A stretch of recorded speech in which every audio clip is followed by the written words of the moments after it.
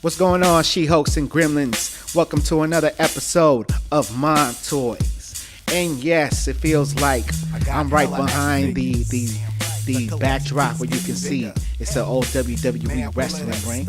And you know how I move is none of your concern because it's fresh. That's what Ugo Mon does. But today we have another awesome defining moments action figure.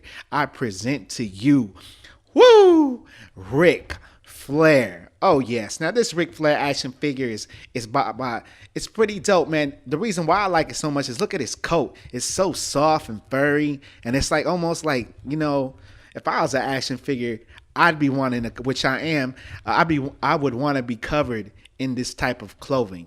So this figure here, this particular Ric Flair action figure is, again, like I said, is defining moments, but I think it represents the time where he's in the same trunks as he was when he had his last bout with Shawn Michaels.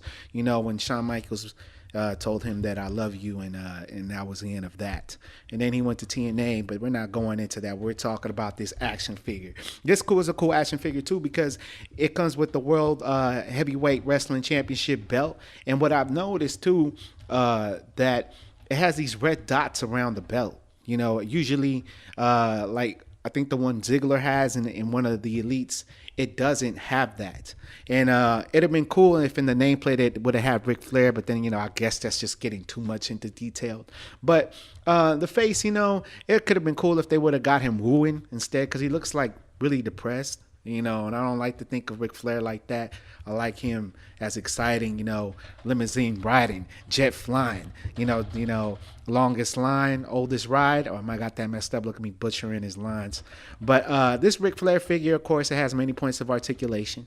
As you can see, it has the RF on his boots to represent Ric Flair. It's in his blue trunks. Again, you know, Mattel is doing pretty well. You know, like I said, I put them over the Jakks because I hate Jakks figures. If you want to know more about that, get the Mod Rocks album.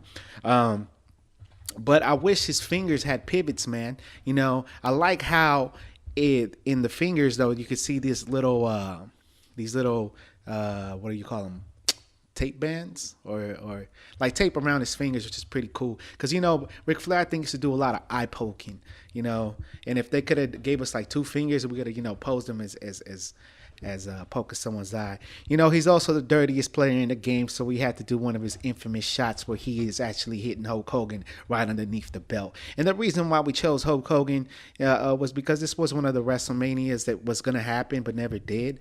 But, you know, that's none of my concern because we is talking about the action figure. Man, of course, you can take the robe off and everything, you know, and it's awesome. There's not much else I could say, but I wish he would have had a more, you know, gentle expression. I just noticed that, you know, his blue eyes match with his blue boots, and it's pretty dope. But I recommend you getting this Ric Flair action figure. I think it's the first in the line. I think I might just get some more just because, like Macho Man, he has pretty cool outfits and he'll have more robes. You're looking at the greatest wrestling machine alive, and I don't care if it's Hollywood, Florida, Jacksonville, Florida, Marquette, Michigan. But yeah, go ahead and get this Defining Moments Ric Flair action figure. You can find it online. You can find it everywhere. If you can get it for cheap, you do that, you know. But other than that, this is Mon Toyz, and we are out.